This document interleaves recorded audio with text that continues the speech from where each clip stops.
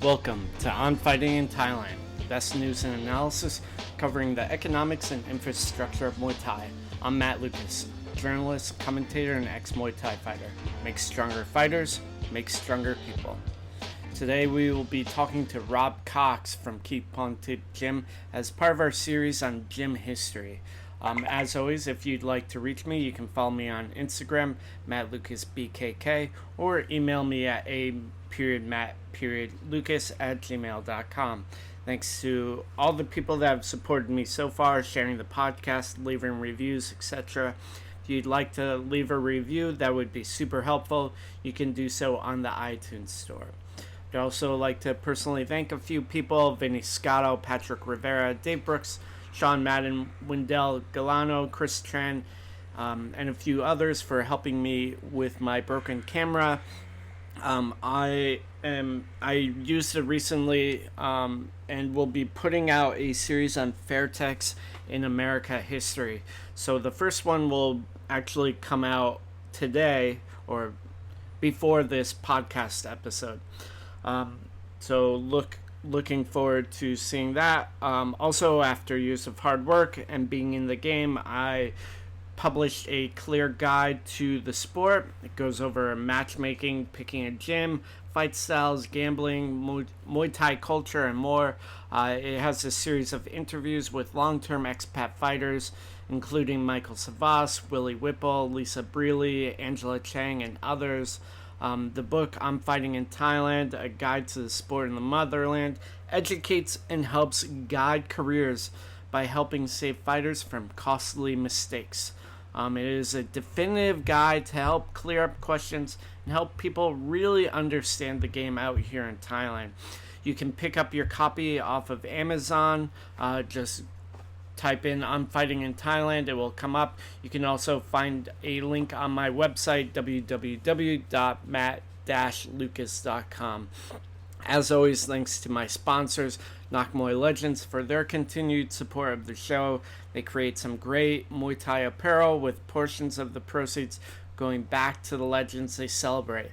All the superstars have been paid for their images as well. You can check out their gear at www.nakmoylegends.com. Use OnFighting to get 15% off your order. Thanks as always. Special shout out to Patrick Rivera for helping me get this show started. So a little bit about our guest today. Rob Cox should be a well-known name to anyone in the Muay Thai world. A long-term journalist and insider in the game out here. He is a commentator at Max Muay Thai, so my co-worker and boss actually, the owner of Kiatphontip Gym. He does some judging for big entertainment shows. He is the owner of Kiatphontip Gym with his wife and family. The original Kiatphontip Gym started 28 years ago down in the south of Thailand, and the Bangkok branch opened about 12 years ago. It's located just outside of Bangkok, or on the edge, next to the border of Nakhon Phanom, about 30 minutes away from, 15-20 minutes away from Khao San Road. The gym is a decent size with 6 trainers. It can house up to 30 people in total. A fair amount of very active fighters out of there, and we'll hear Rob talk about them a bit. Obviously, some of the recent ones, Sam Golf, Benji Khan, Josh Hill. They've also had a good run of Thai fighters as well, like Korn Khan, Kiatphontip, and some others. So without further ado, our guest for today, Rob Cox.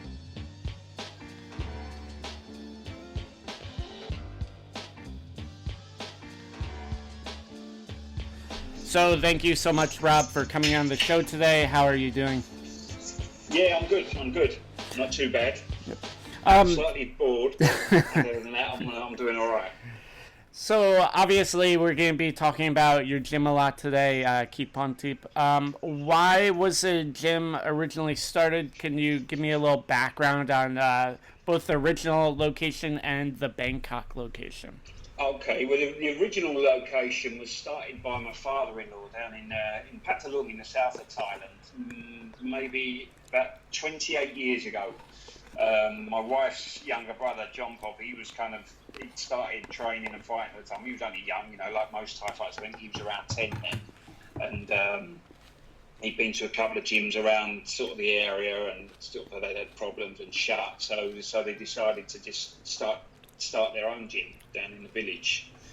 Like I say, that was 28 years ago. The gym in Bangkok, we've been open about 12 years now. Originally,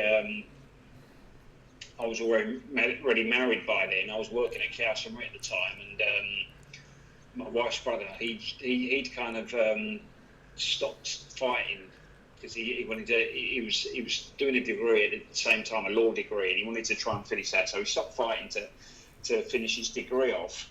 And he kind of, I had a friend in England, Alan Kedal, a good friend of mine, and I was sending Thais over to him to work as trainers. And so I just said to him one day, would you take my brother-in-law? He's a good kid. He's fought at a very high level in the stadiums. And he wants to, help him to earn a bit of money as well while he's finishing his studies and whatever. So he said, yeah, no problem. John Pop went over to England for 6 months and worked at Kedal's gym. And while he was there, him and my wife were talking the money he made up. Why don't we start our own gym? Why don't we build a gym in Bangkok, and attract foreigners as well, and also try and produce Thai fights at the time. So that's kind of how it came about. He went over to England for a bit and came back, and we started the gym then when he came back. I think we actually started building it while he was still in England. Mm-hmm. And then where did you originally source your trainers and fighters from as you were initially starting? I mean, most of them. Some of them are still with us now that have been there from the start. And it's like most Thai gyms. It was predominantly family or connections. Friends. My wife's uncle Liam. He was one of those that trained John Pop right from the start. We got a guy, Soda Pit or Uncle Pit. He was kind of closely connected to them. They'd worked together in a gym in the south of Thailand, in Hat Yai before. And then we brought other people that kind of trained with John Pop at gyms before. We had a guy called Omnoi. He was John Pop used to train out of and fight out of a gym called Saxi Pung, which is it's close to where we are now. And Omnoi was a fighter from that gym as well. He's fighting Omnoi Saxi Pun. They had Paul Kiao, who was there, was a very famous fighter. Quite a few good fighters at that gym. And he kind of came into the gym from there. And a lot of the other trainers, Yok Pet, he's a cousin of my wife.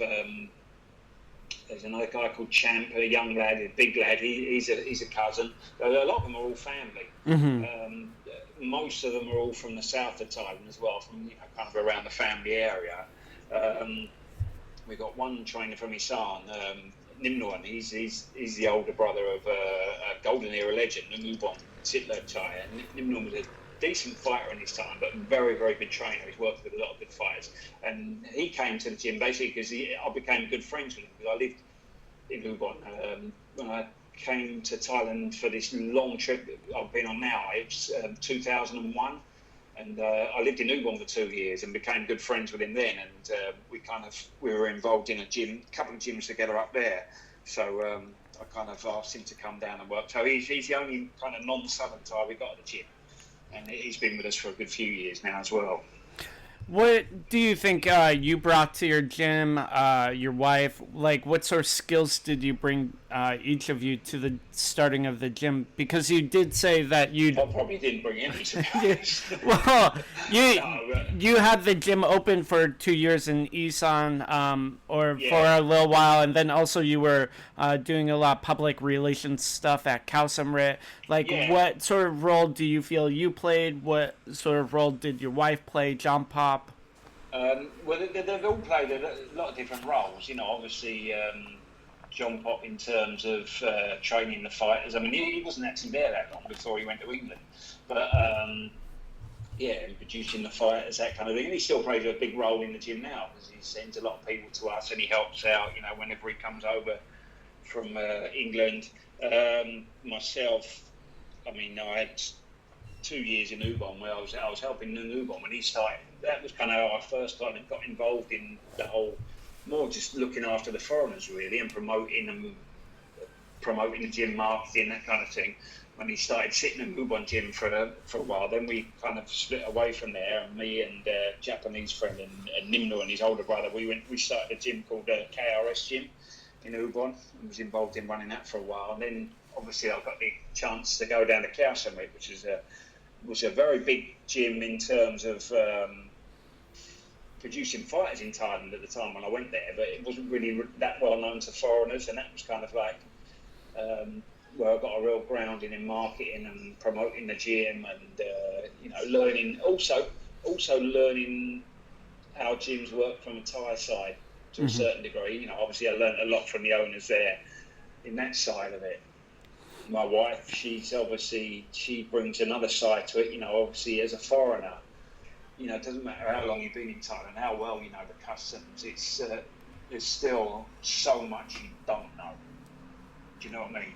Yeah. And that's what she brings. To a huge amount of the management of the fighters and the trainers and just the whole general that side of things. And she's kind of got a good education, got a master's in business economics, so it's kind of that kind of side of it. She brings into the gym food, cooking, just the general management, kind of man management, and looking after that kind of side of things. And what was it like building the actual gym, like the physical structure of it? What was that process like? Well, for me, it was kind of like driving in and, it's come on a bit today. They've put the windows in now. I mean, I didn't really do anything myself, but, obviously it was interesting to see it build. I mean, we had a guy that came in and built the original part of it, and then we kind of expanded it after about 6 months. I mean, there's a lot of hassles. I mean, anyone that's kind of had anything built in Thailand would probably tell you the same thing. Finding a really good, reliable builder or building company is a little bit like finding a pot of gold at the end of the rainbow. You do have a lot of hassle in that sense, and there were often headaches with that as it was building the original part of the gym there, and then the following part we had one builder kind of got to a certain stage and then did a runner, because the money you get how it works. You're given money for wages and everything else, and if you give it all up front, you've got to be careful and drip feed a bit at a time. And then if you get to a certain point, and they've used all the money up, but they can't finish the work, they just do a runner. So we had that situation one time, and then we had to get another builder, and so the price goes up. So you got headaches all the time with things like that. Mm-hmm. And you said that a lot of the trainers have been there for a long time, like Liam and Mr. Pitt. What do you think their impact has been, and how have they helped develop the Kiatphontip style? I mean, to be honest with you, if you talk about the Kiatphontip style, I wouldn't say we actually have a standout style, but they've all got different attributes. They've all got strong points. They've all got weak points.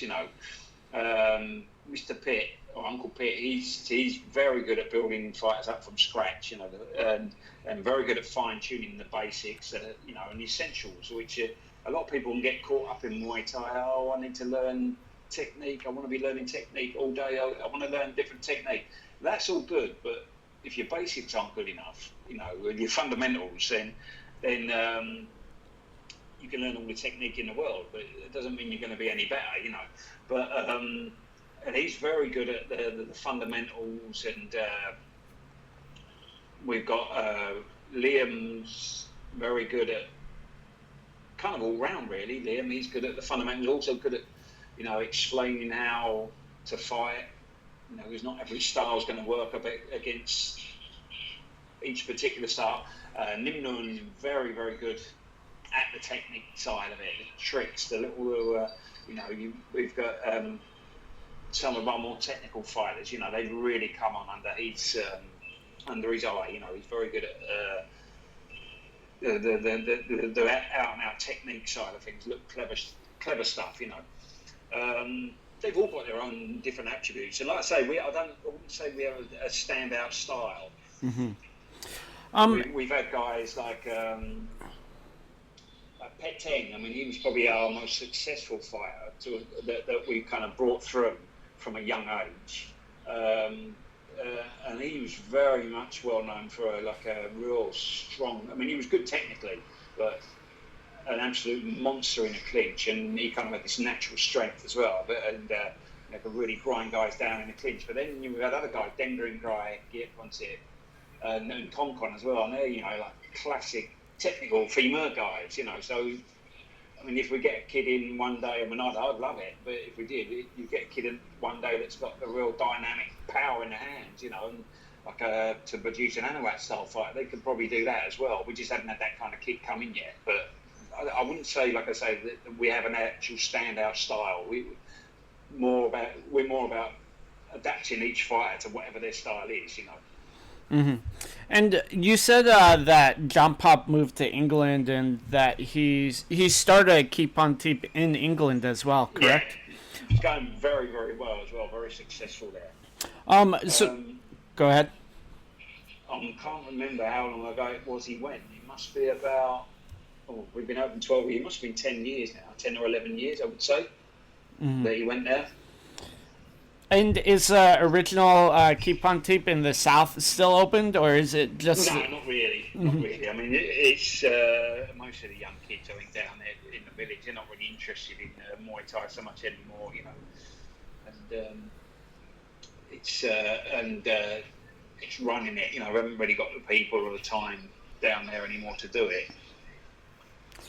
And you said Jump Up regularly sends students from England to you guys. What is that like, and what do the students usually come with? Do they have a pretty good understanding of what Thailand's can be like, and for the sure. gym? And they're also, if they've been training with him for quite a while, they're all a little bit ting-tong as well, like him usually. But I mean, it's always good to have these guys over. They always got a lot of respect, and for them, some of the guys, if they've never been before, and they're closer to John Pop in England, they're getting to meet the rest of his family, so it's nice, Mm-hmm. And you have other gyms that regularly send fighters to you, fighters and students. Yeah, we do, yeah. What are some of those other gyms? I mean, originally, back when we first started, obviously with Alan Kettleson, we used to get a lot of these guys come over. I don't think they've got so many fighters now that don't travel to Thailand so much. We had a lot of guys from KO Gym in London over the years. Trying to think. I mean, there's quite a few. We've got good connections with a gym in Brazil now. Steel Team. We've got. We used to get, and still do to a certain degree, we used to get quite a few for quite a while. We had a lot of the Team Nafake guys from Lyon in France, and we still get quite a few from Fabio Pinker and my Pisicello gym. I think it's called Ringside. They often still send guys out or direct guys over to us. In the US, Mike Corley sends a few of these guys over to us quite regularly. Trying to think who else over there. We get a few from the US, no particularly big gyms sending to us. From Peru, Rodrigo Jorgueras, he's sent a few guys to us. We got one of our regular guys that we sponsor when he comes over, Nicholas Young, who's a real good talent. Australia, we've got quite a few, and the two gyms that regularly send to us are both from the same town, funny enough. From Riedler, we get a lot of Riedler's guys come to us, and also we get quite a lot of Blair Smith's guys, the pit.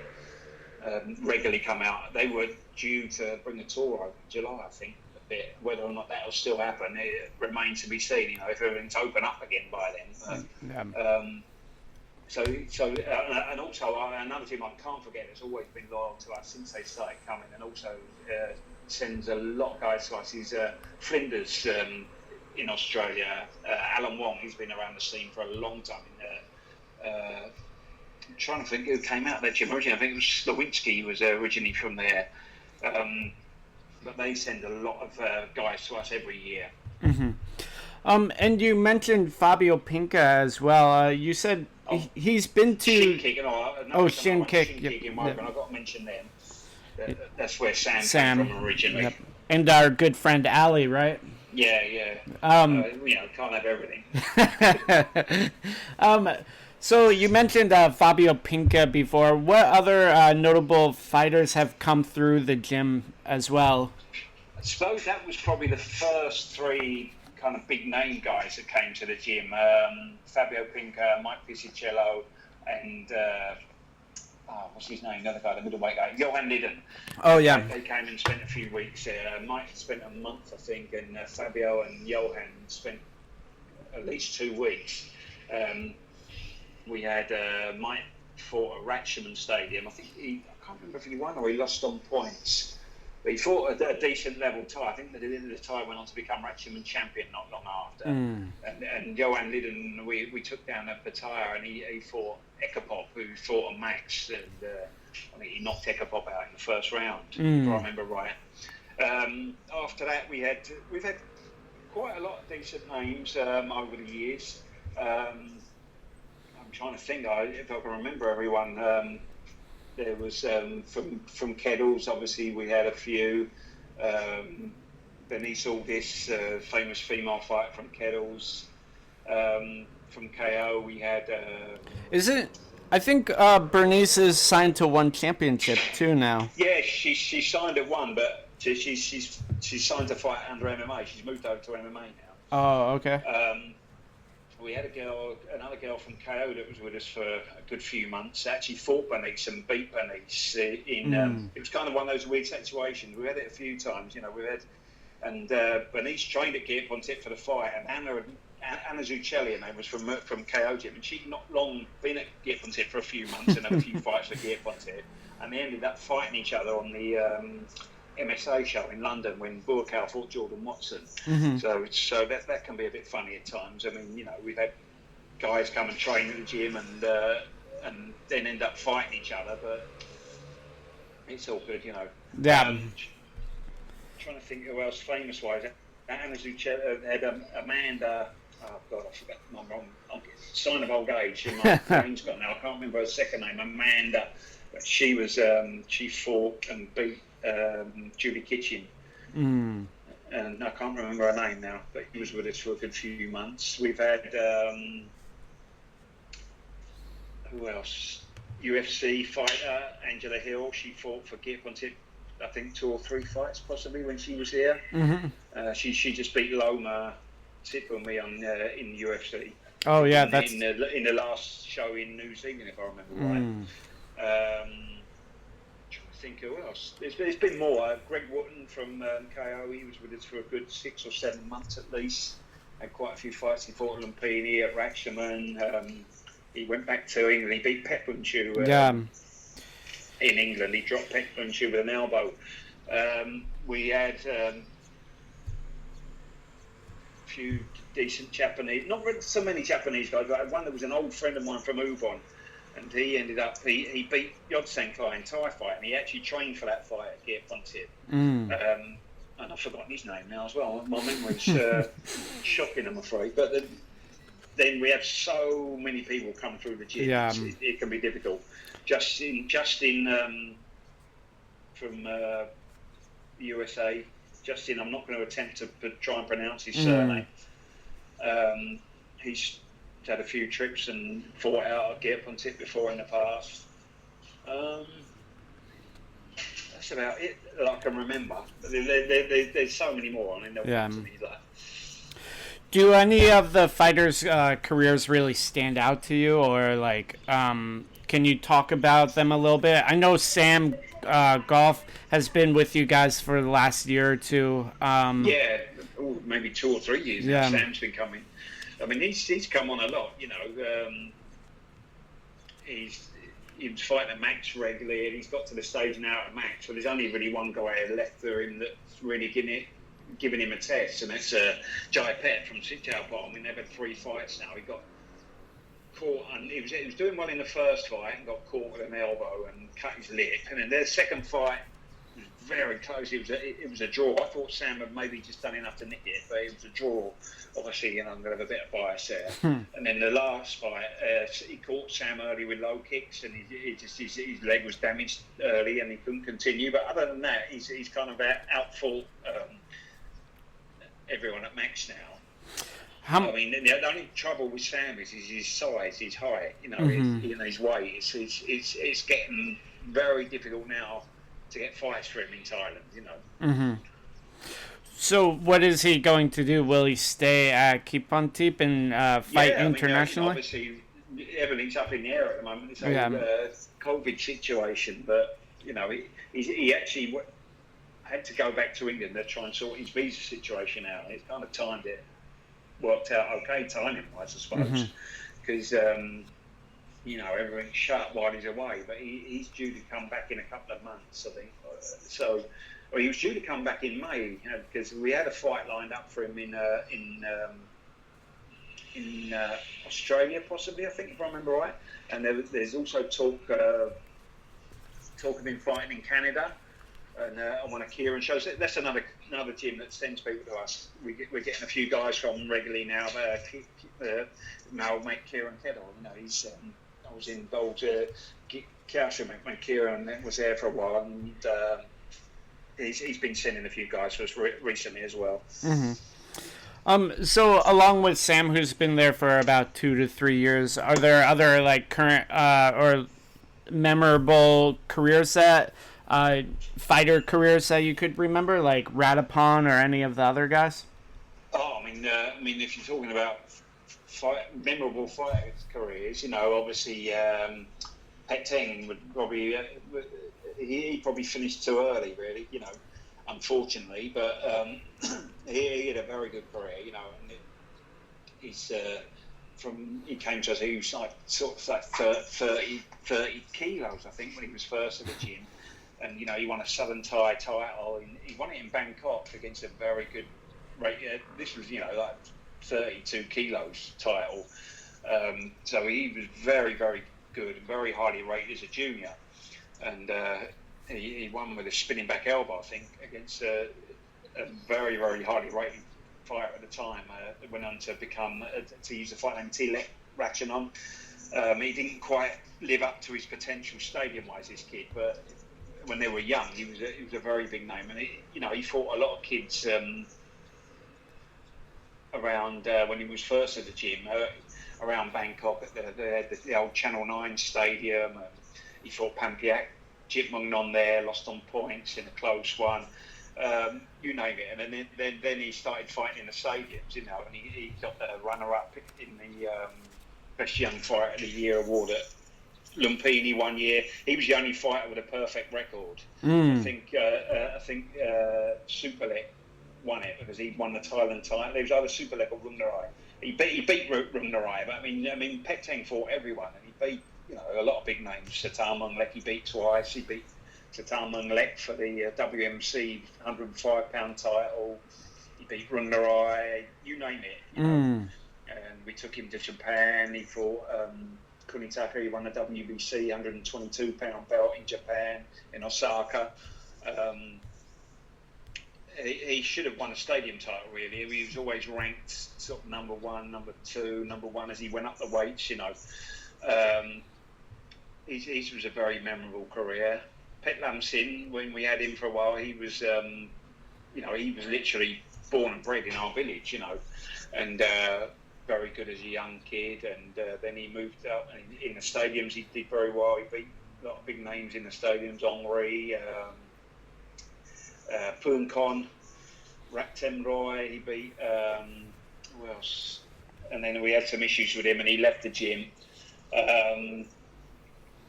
we've had quite a few. Den Green Cry, he's another really talented young kid. He got to like rated #1 in every stadium, and had some issues again with him and his family, and we ended up selling his contract. It was kind of the issues blew up, and it was literally like 2 days after the issues blew up with his family.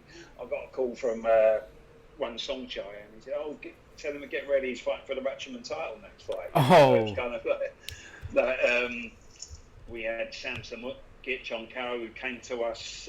He was trained at Luke Banyai originally. He trained at Chiwatana before and Luke Banyai, and then he came over and trained with us, and he beat, I think, maybe not the first fight for us. He'd actually fought one of our guys, Summing Fry, and then he came over to fight with us, and on a training fight out of our gym, he beat Saget Dao, Ingram Jim, or Saget Dao Sorsakumpan. He won the Thailand belt. He beat Pep Hassawin C Transferi, and then he fought, I think it was Jeranchai, and they had both their titles on the line in a big show at Ratchaman Stadium. Jeranchai was the Ratchaman champion, and Samsonov was the Thailand champion, and they fought each other, and Samsonov won, and he won the Ratchaman belt as well. So that was all while he was at Kiatphontip. He ended up staying at Kiatphontip for quite a while. He stopped fighting, and he came back to the gym as a trainer, and he was one of our trainers for a good couple of years, and then he went over to China, and he's been working in China for quite a while now. But he was another fighter that, had a good career that I can remember from here. Yeah. What, have you had a lot of successful female fighters through the gym as well? Yeah, we've had a few. We had Soichi Porchetta. She's half Italian, half Hong Kong Chinese. She won the WPMF world title for the gym out in Supanguri, if I remember right. She fought Tana Chanok Kiaosamre. It was one of the best female fights I've ever seen. She had quite a few good fights for Kiatphontip. Alexis Rufus as well is another female fighter that trained with us for quite a while. She had quite a few fights. She won a WPMF world title. I think that was in Supanguri as well. And she was a decent name in England as well back in the time. And how has the gym changed over time? I'm not sure it's changed. In terms of appearance, it's not changed that much. It's not really massively changed that much, I wouldn't say. I mean, we're probably focusing more now on foreign fighters. The Thai fighters, it's the way it is nowadays. It's hard work, I'll be honest with you. Mobile phones and everything else, trying to control them and deal with the day in day out problems with the Thai fighters can be hard work. So we kind of moved away from that, and we're focusing more on the foreign fighters now. Whereas before we never used to sponsor anyone. We've got a couple of guys we sponsor now. Sam, I've got another good young up and coming fighter, Josh Hill. He's as mad as a sack of frogs, but he's a good kid, and he's very, very determined and trains real hard. He's very focused. He's another example of someone that's fought someone, although they fought before that they trained together. But he fought Ben Can from Australia, and then next thing you know, Ben spent 3 months recently in Ben from Riddlers. He's another great fighter and another great guy as well. And Ben beat Josh on points in Australia when Josh was training with us on Gavin Fuller's show, and after that they ended up spending 2 months training together at the gym, and they've become good friends now. Well, I think Josh thinks they're good friends. I'm not sure if Ben feels the same. but yeah. So it's happened a lot.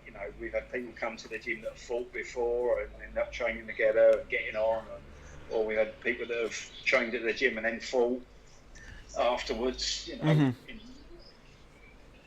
It's just the way the sport works a lot. What do you feel is something that most people don't know about the gym that you wish that they knew? I don't know. No, really, to be honest, probably not that much, really. Apart from obviously my dazzling personality and comedy routines. But other than that, I can't really think there is much that people don't already know about it.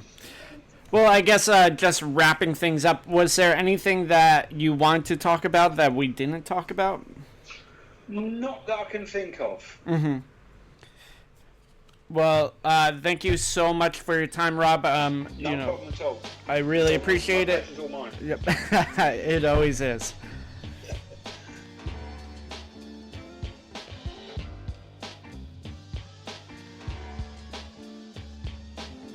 So that concludes our interview with Rob Cox. Obviously, a really good, solid gym in Bangkok. Rob really connected to the scene out here in Thailand.